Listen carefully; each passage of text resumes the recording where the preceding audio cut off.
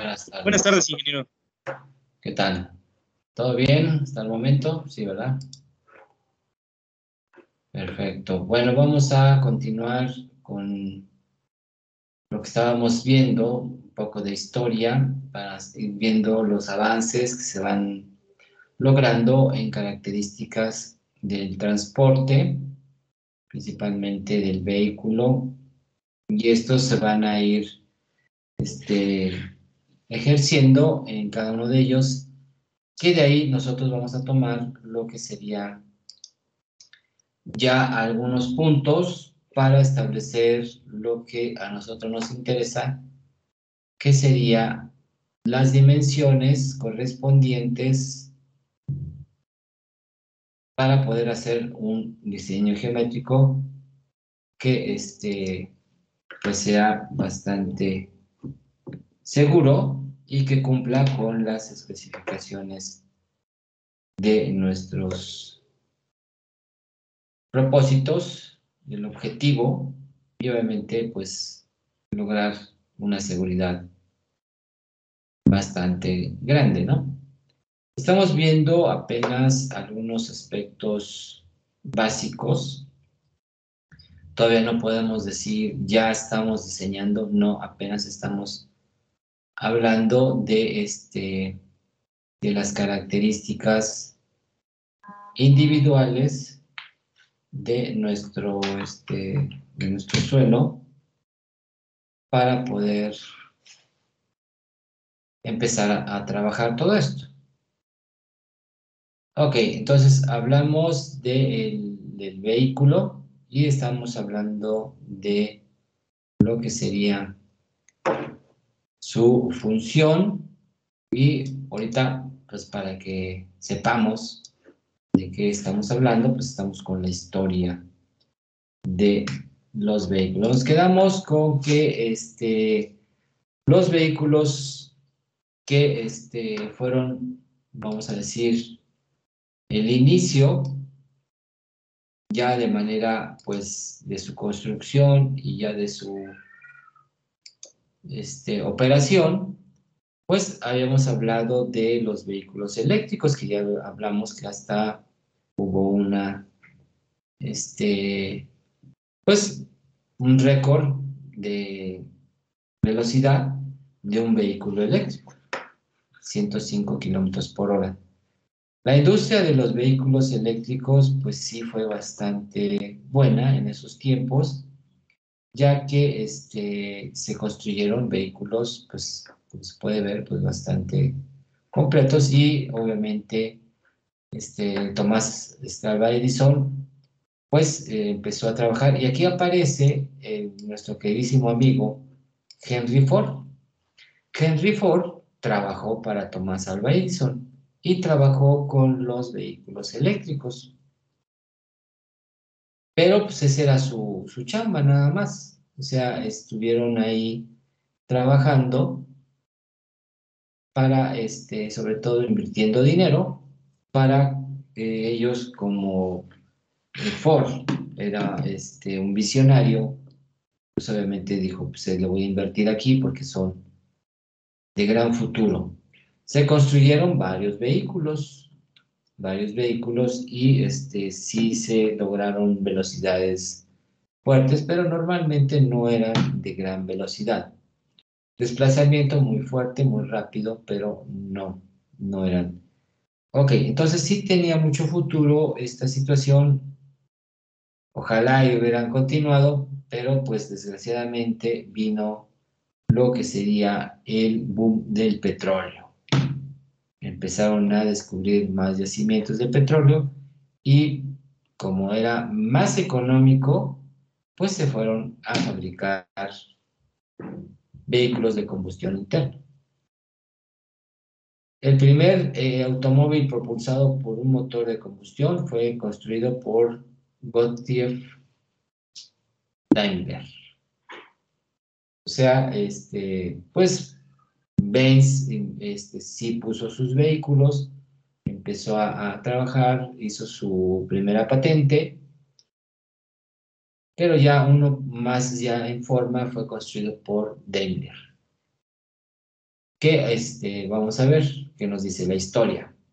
El primer motor de gasolina de alta velocidad fue construido por Maybach, que ya habíamos hablado de Maybach, que era uno de los que le invertía a la velocidad.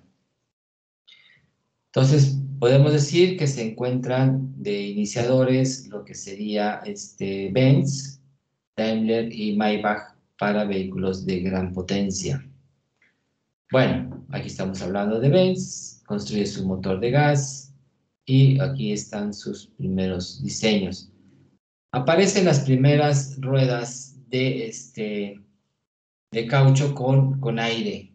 Antes eran puro caucho, eran macizas.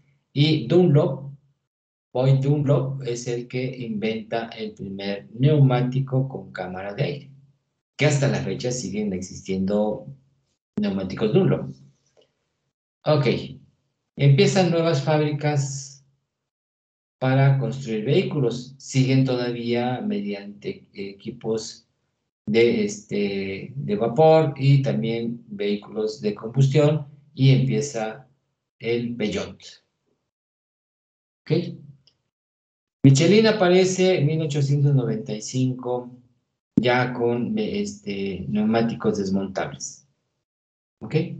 Y aparece Ford, obviamente, ya como integrante, como hemos visto, en la compañía de Edison. Ahí está Henry Ford.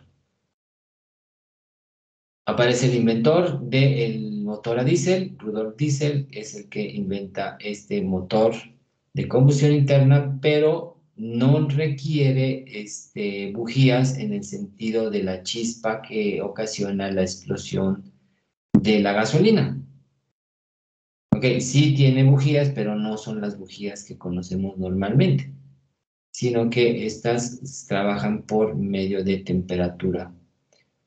Ok, empieza la construcción de motores a diésel. Louis Renault construye su primer vehículo, 1898. Empieza a haber fusiones por cuestiones económicas y se crea la empresa Opel. Comienza a fabricar sus primeros vehículos. Aparecen ya más marcas en varios lados del mundo, en Estados Unidos, Oldsmobile, en Italia, la Fiat, para que sepan qué quiere decir Fiat, fábrica italiana de automóviles Torino, eso significa Fiat, y apareció desde 1899. Benz empieza a fabricar, ya ahora sí, tiene la visión de hacer vehículos masivos en el sentido de llevar más pasajeros. Entonces, ese es el principio de los vehículos de transporte de personal, de más gentes, y monta el motor en la parte delantera. Antiguamente todos eran en la parte trasera. Y aparece hasta 1903, después de muchísimos años, aparece Henry Ford. Y lo único que hace Henry Ford es inicia la fabricación de vehículos en serie. Antiguamente pues, eran de manera individual, hasta que no terminaban uno, empezaban otro. Aquí no, aquí los hace. Es lo único que hizo Ford. Obviamente, pues incrementó muchísimo su situación económica y pues obviamente se hizo de más dinero del que ya tenía. Eso es lo único que hizo Ford, no hizo más allá. Bueno, en los primeros años. Empieza Cadillac, Carl Benz, se aparte de la empresa fundada por el mismo y después hace otros vehículos para otro tipo de vehículos. Empiezan la General Motors, la Buick, ya empieza ahora sí que situaciones de motores de más potencia y por primera vez en la historia un vehículo alcanza la velocidad de 200 y es de Benz en una carrera de Estados Unidos, de Brooklands. Bueno, ahí está el vehículo Bugatti, aparece su fabricación de automóviles, pero ahora sí inicia desde haciendo vehículos de gran tamaño, ¿no? La Alfa Romeo, que es una fábrica anónima Lombardo Fábrica Automóvila, eso quiere decir Alfa, y obviamente pues nace Alfa Romeo, con Nicolás Romeo, por eso tiene los dos nombres, Alfa y Romeo. Ahí están los dos. Después viene la Aston Martin, de estos dos cuates, Mitsubishi, Chevrolet, Ford Lincoln, Chrysler, y así van avanzando Volvo, Plymouth, BMW, la primera transmisión semiautomática, Chrysler, regeneración de potencia mediante el turbo, el famoso motor Hemi V8 que se sigue usando, Mercedes a los de Gaviota, Chrysler 300, el Mustang, Javelin, los nuevos vehículos computarizados y ya tenemos ya vehículos de alta potencia, ahora ya algunos ya mucho más. Pero algo importante que estos ya son de lujo y estamos hablando de los primeros vehículos. Vamos a ir del más, que nació más tarde, el Mitsubishi. Se siguen fabricando el Aston Martin, el Alfa Romeo, el Bugatti, el Buick, el Cadillac, el Ford, Fiat, Oldsmobile, Opel, el Renault, el Porsche, Peugeot, el Benz.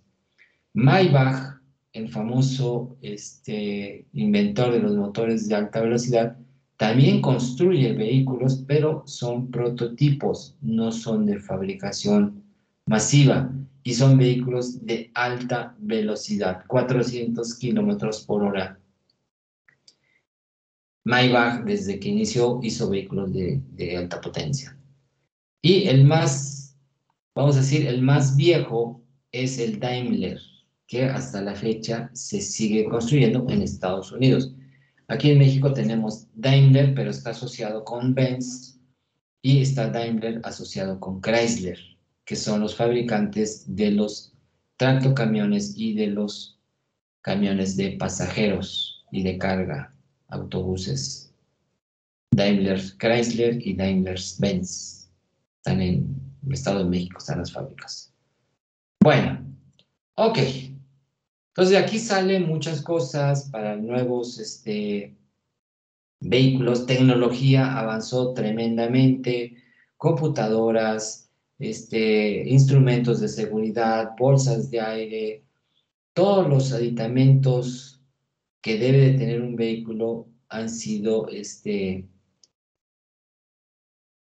inventados de manera pues muy rápida, sobre todo con la situación de la era de la computación. Entonces de ahí va saliendo todos los vehículos y todos los adelantos que se tienen actualmente. Pero no por ello podemos eliminar lo que serían sus características dinámicas. Aquí viene ya algo que vamos a empezar a ver para determinar nuestros datos que vamos a requerir en lo que sería nuestro proyecto geométrico. Todo esto que vamos a ver así de manera rápida lo podemos encontrar en el manual de proyecto geométrico de las características operativas del vehículo. Ya conocimos las dimensiones, el peso, los diferentes tipos A, B, C, TS y TSR, que serían los vehículos que operan en México. Pero necesitamos conocer las características operativas. Todo lo que se debe considerar en la circulación de los vehículos en una carretera para que nosotros podamos determinar los valores mínimos o máximos requeridos de acuerdo a los aspectos dinámicos, o sea, el movimiento de los vehículos. Y entonces de aquí vamos a determinar características para situaciones de curvas horizontales, de curvas verticales y de situaciones de tamaño de las mismas. Entonces, es parte fundamental entender lo que corresponde a estas características dinámicas. Hay varias. Nosotros ya vimos peso, dimensiones. En la norma nos establece ya un concepto que se va a llamar vehículo de proyecto. El vehículo de proyecto va a ser el vehículo que voy a utilizar para poderlo emplear ahora sí en lo que serían sus dimensiones. Y con base en ese vehículo de proyecto yo voy a determinar los grados de curvatura, inclinaciones, pendientes, anchos de los carriles, principalmente el ancho del carril en curva. Sabemos que en una curva el ancho de un vehículo pues, se va a agrandar debido a al mismo giro. No es lo mismo en una recta. Y entonces cada vehículo de proyecto tiene sus características. Lo que sería algo importante sería la longitud entre eje. ¿Cuánto hay entre cada eje? Porque esto nos va a determinar el radio de giro y la longitud de giro. ¿Cuánto tiene de vuelo delantero? ¿Cuánto tiene de ancho? Por lo regular, el ancho de los vehículos está más o menos normado y tienen una dimensión máxima. No pueden tener mayor ancho porque tendríamos problemas de circulación. Los carriles en tangente o en recta ya tienen una medida establecida que es de 3.50 metros de manera normal. En algunas ocasiones los hacen más pequeños, pero esto ya es por cuestiones de operación, pero realmente el ancho de carril en una carretera mide mínimo 3.50. ¿Ok? Máximo, ya no hay una situación de agrandarlo en tangentes. En curva sí, en curva por la misma necesidad de dar la vuelta se tiene que agrandar el ancho del carril. Que eso lo vamos a aprender para hacer lo que sería ya el cálculo del ancho de los carriles, cómo va siendo su incremento, hasta el máximo, donde ya la curva pues, es continua. Bueno, eso se va a calcular. ¿Cuánto es la altura total? Y algo importante, la altura de los ojos del conductor. ¿Para qué me va a servir esa altura de la vista? Bueno, me va a servir para las longitudes que le vamos a llamar longitudes de visibilidad. ¿Ok? Ya lo que sería altura de faro, ángulo de faros, peso bruto vehicular, pues ya lo conocemos. Y la potencia de operación. ¿Cuántos caballos de fuerza tiene este vehículo de proyecto para que yo pueda determinar la longitud de las tangentes de acuerdo a las pendientes que va a tener de acuerdo a la topografía? ¿Ok? Entonces, cada uno de los tipos de vehículos actualmente tiene ya un vehículo de proyecto. Y esto lo vemos en la tabla de manual de proyecto geométrico, donde ya se establece el vehículo de proyecto de acuerdo al tipo de camino. Entonces ya nos da para el tipo de TIA un T3S2R4, o sea, el más grande. Para el B un C3S3, para el C un T3S3 y para el D un C3 y para el E C2. ¿Ok?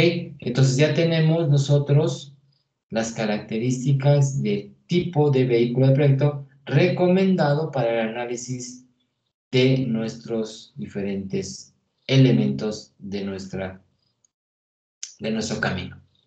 ¿Ok? Entonces ya están establecidos los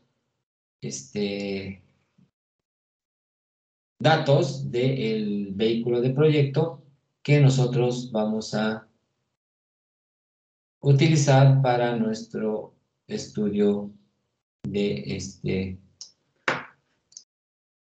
nuestro proyecto. Entonces, aquí tenemos ya nuestro vehículo de proyecto con sus características.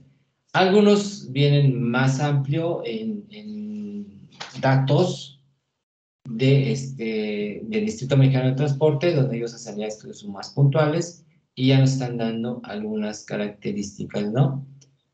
Pero son iguales, ¿no? Longitud, distancia, vuelo, ancho, entrevía, altura de los ojos, de los faros, ángulo de desviación de los faros, radio de giro y la relación peso-potencia, aquí ya le están aumentando, y el radio de giro mínimo en centímetros que requiere el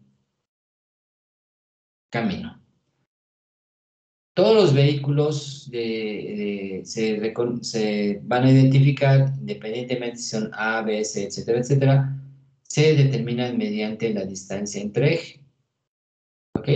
Y entonces se manifiesta DE, distancia entre eje, 335, que son 335 centímetros. Así se identifican los vehículos de proyecto. D335, D620, 750, etcétera, etcétera. Entonces, eso es la distancia que existe entre ejes del vehículo. Bueno, entonces, estos son los vehículos de proyecto que vamos a utilizar para nuestro análisis. Ya sabemos que requerimos saber el peso del vehículo para determinar los ejes equivalentes y todo lo que ya se hizo. Pero requerimos saber también lo que sería la potencia del motor. ¿Qué potencia tiene este vehículo? ¿Podrá soportar de manera, vamos a decir, sin ninguna situación de demora en el desplazamiento en una pendiente? Sabemos que cualquier vehículo, hasta nosotros mismos, en una pendiente, pues podemos ir rápido al principio, pero después, dependiendo de la longitud total de esa pendiente, pues nuestro caminar va a ser mucho más lento debido a que no tenemos ya la misma potencia que tuvimos al inicio. Igual los vehículos, todos los vehículos, cualquiera vehículo, llámese bicicleta, moto, hasta camiones de alta potencia, pues van a requerir mayor potencia para poder subir. Se toman en consideración los vehículos de carga, no se toman los vehículos ligeros, automóviles, porque los vehículos ligeros, pues ellos no tienen gran peso y pueden subir y bajar de manera más fácil que estos vehículos. Entonces, se va a requerir lo que sería un cálculo para poder definir si el vehículo puede subir con la aceleración normal de acuerdo a la potencia de este vehículo. Y entonces, esto sería el cálculo en lo que es la operación en tangentes verticales, también conocidas como rampas. Recuerden que todo vehículo que va a ser conducido siempre va a tener fuerzas que se oponen al desplazamiento. Desde la fuerza que va a detener al vehículo, que sería la fuerza con el aire. Bueno, el primero sería la fuerza de gravedad en una pendiente, ¿verdad? Porque no va a poder subir, porque la gravedad no va a querer regresar por medio de la pendiente, por el mismo peso del vehículo. Entonces, eso sería una situación ¿cómo se llama? De tratar de resolver esa situación, o sea, lo que serían elementos que me van a frenar al vehículo.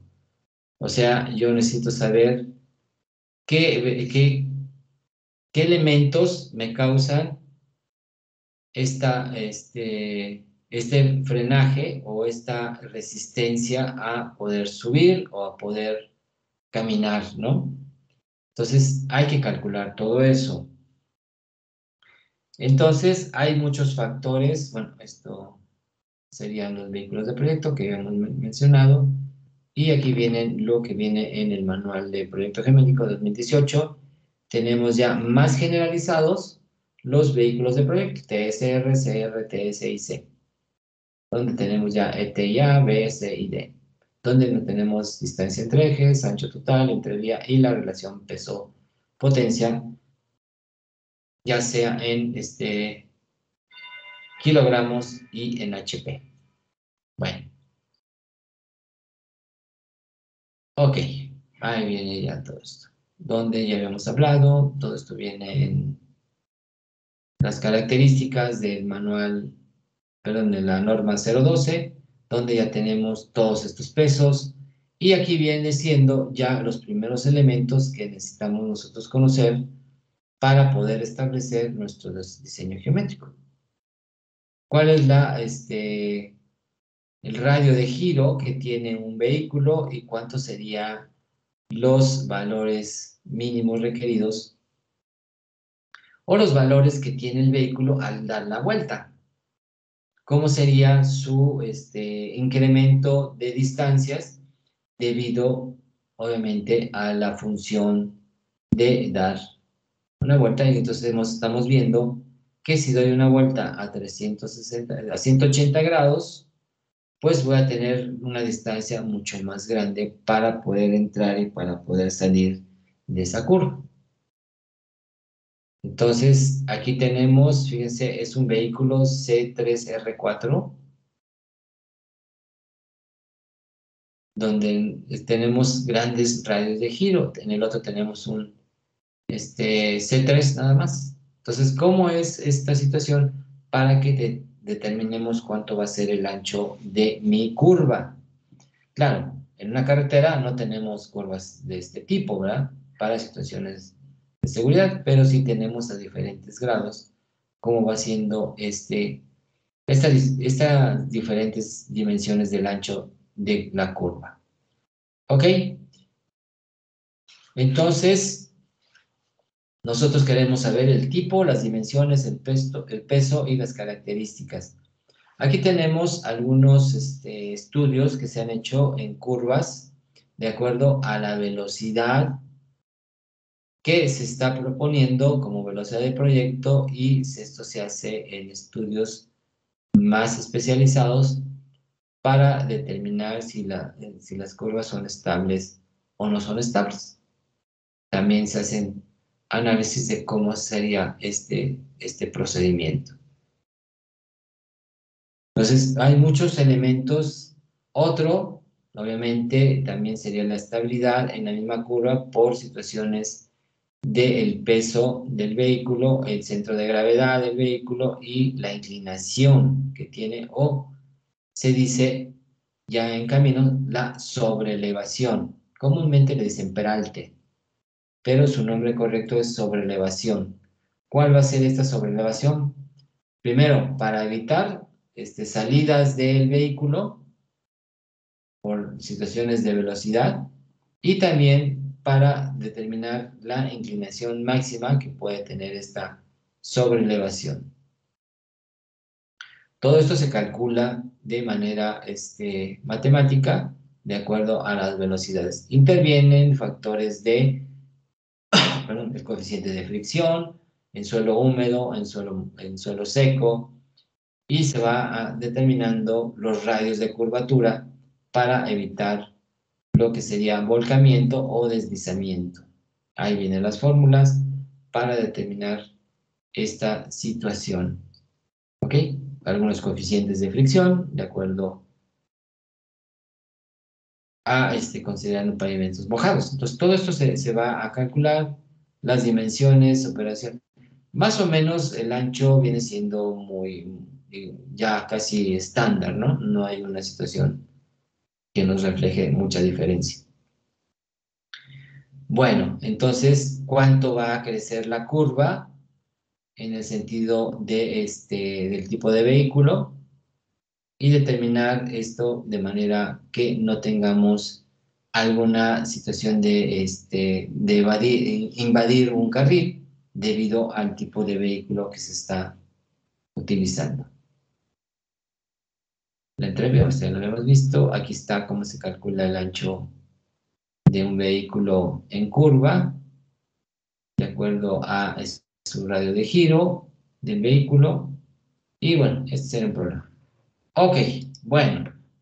En el manual de proyecto geométrico tenemos estos análisis.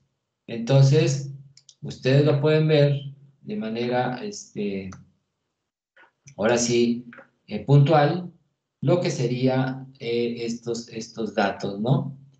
Aquí están las características operativas, estabilidad, cómo se tiene que calcular para evitar que se voltee el vehículo, la sobrelevación y el desplazamiento, ya sea por volcamiento o deslizamiento.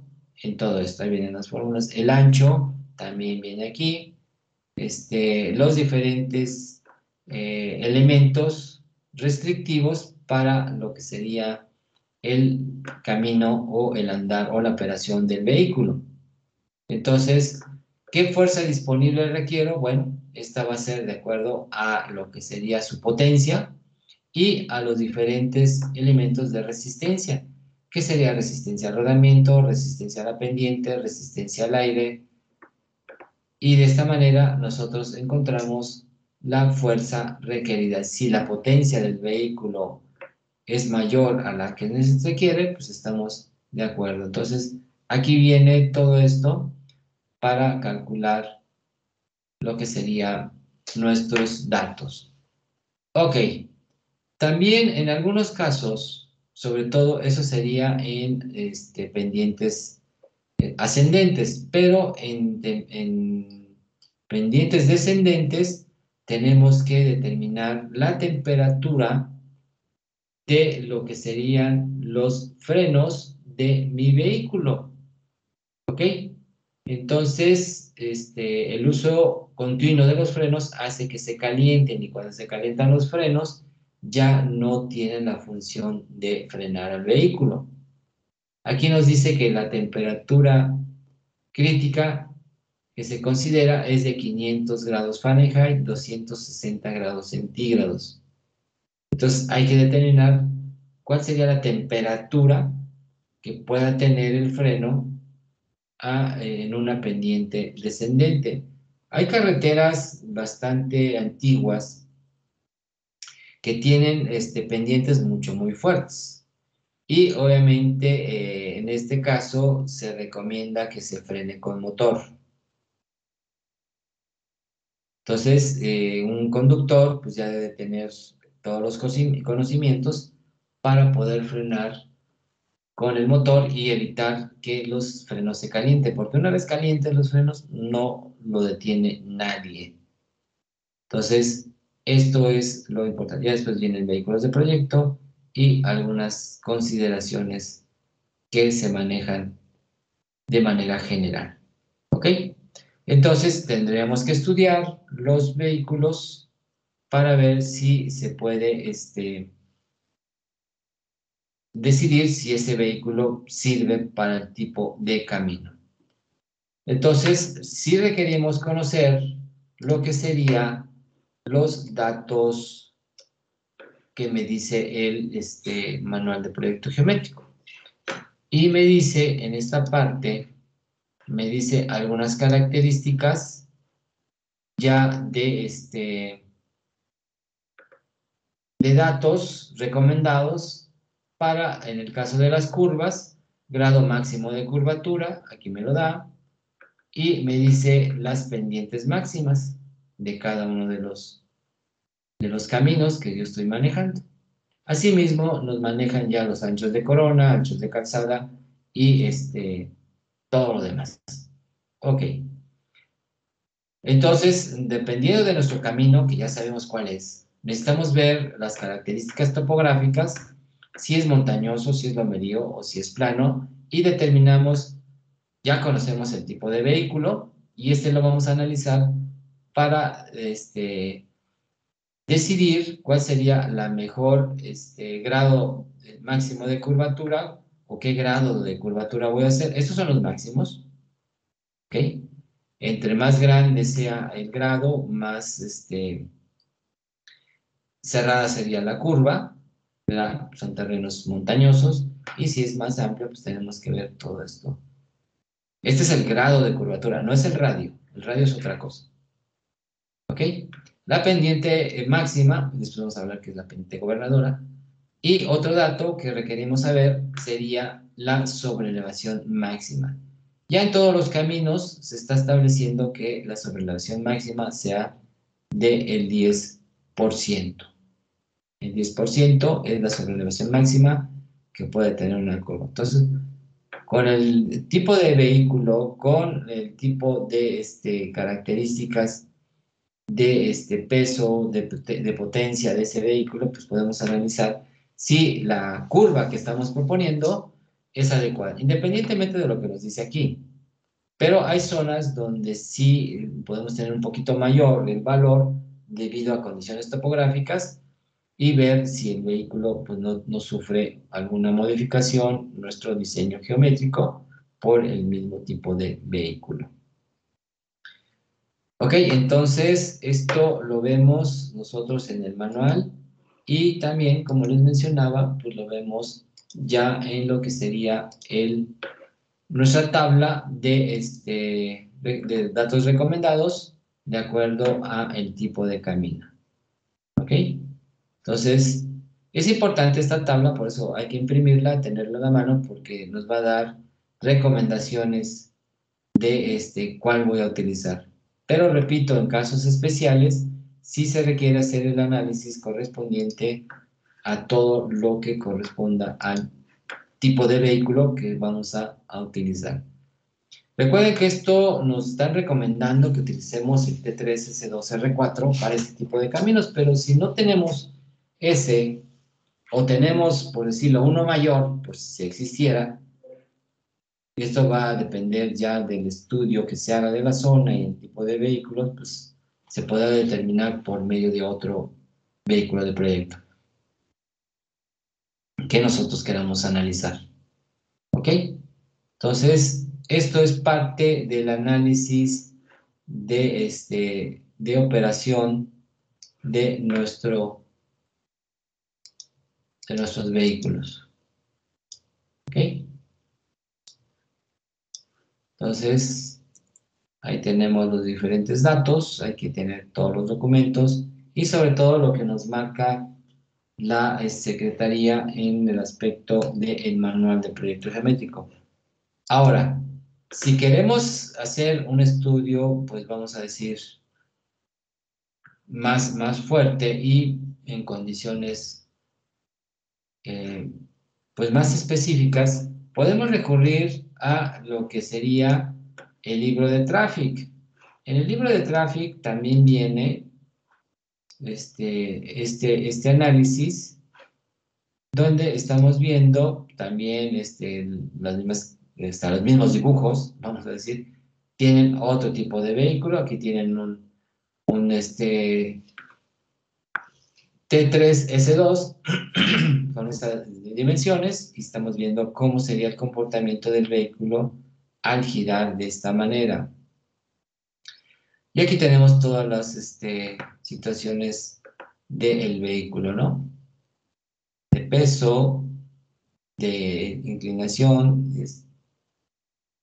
todo lo que sería las resistencias para determinar la pendiente, las fuerzas que intervienen, etcétera, etcétera. La velocidad a la cual, esto es interesante, si lo pueden ver, es cuánto sería la velocidad de un vehículo de entrada y de salida en una intersección. Bueno, ahí no los maneja radios de curvatura, etcétera. Y aquí serían ya características del camino, que esto lo vamos a ver después, esto ya sería otra cosa. Bueno, entonces, tienen los elementos, tienen todo para hacer un buen estudio. Ya no hay necesidad de estar inventando situaciones de nuestro camino. Ya está todo, ya nada más es comprobar si efectivamente el tipo, mi geometría, vamos a decir, es adecuada o no es adecuada. Les recuerdo que estamos viendo todavía situaciones, pues apenas muy puntuales, muy separadas y todavía no hemos hablado de situaciones ya que nos van a dar elementos de nuestro diseño. Seguimos hablando del vehículo, todavía no entramos a situaciones del camino, de la carretera. Seguimos hablando del vehículo. Entonces hay que conocer estas condiciones y establecer si el vehículo funciona o no funciona para nuestro análisis. Ok, entonces vamos a poner este ejercicio para calcular las características del vehículo, el grado de curvatura, el ancho de la curva del vehículo de diseño a una velocidad de 80 kilómetros por hora. ¿Ok? Vamos a ver qué pasa con este vehículo, si tiene problemas o no tiene problemas de esto. Ok, ahorita lo voy a poner.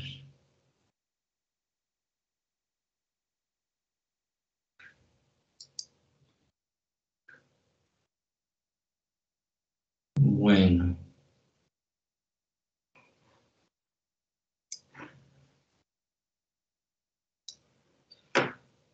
tenemos 4, 5, 9, 11 equipos. 11 equipos tenemos y vamos a hacer este estudio para los 11 equipos. Bueno, aquí tenía 8 equipos. Vamos a aumentarle, permítanme.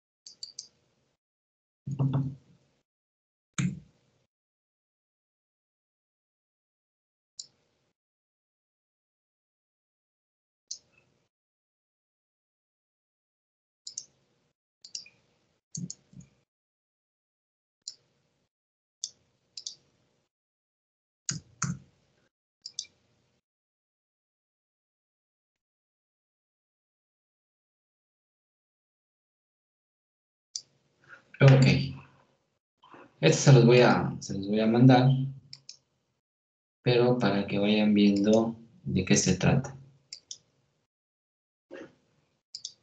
Ok, el problema es calcular el radio mínimo de curvatura, el ancho de la curva que va a tener este vehículo. Tenemos una curva con una sobrelevación del 8% y va a circular a 80 kilómetros por hora en un pavimento mojado.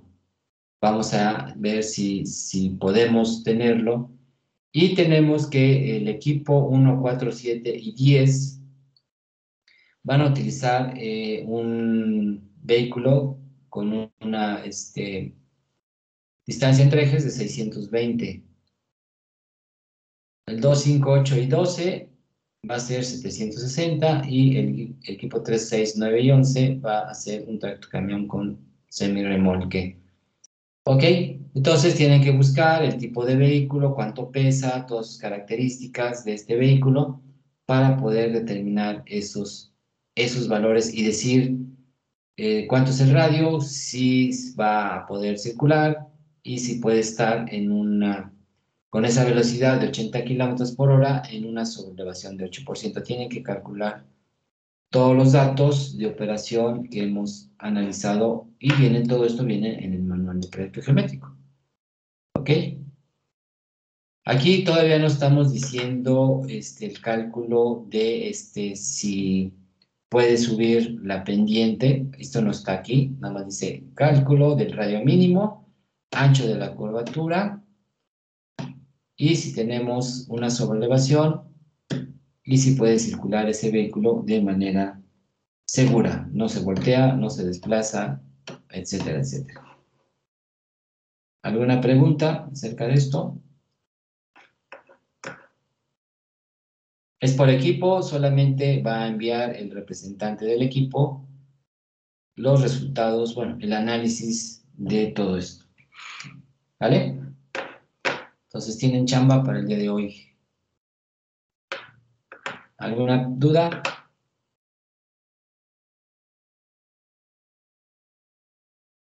¿No? Se lo tenemos que enviar en PDF, ¿verdad? Sí, sí, sí, va a ser en PDF, todos hacer los cálculos y todo eso en PDF. O sea, tienen 12 horas, casi 24 horas para hacerlo. ¿Ok? Pues si no hay otra pregunta, esto se los voy a mandar en la plataforma. Pues vámonos, nos vemos el día de mañana, a ver qué resultados salen. ¿Ok? Nos vemos, Inge. Nos Gracias. vemos. Hasta luego, Inge. Gracias, Inge. Hasta luego.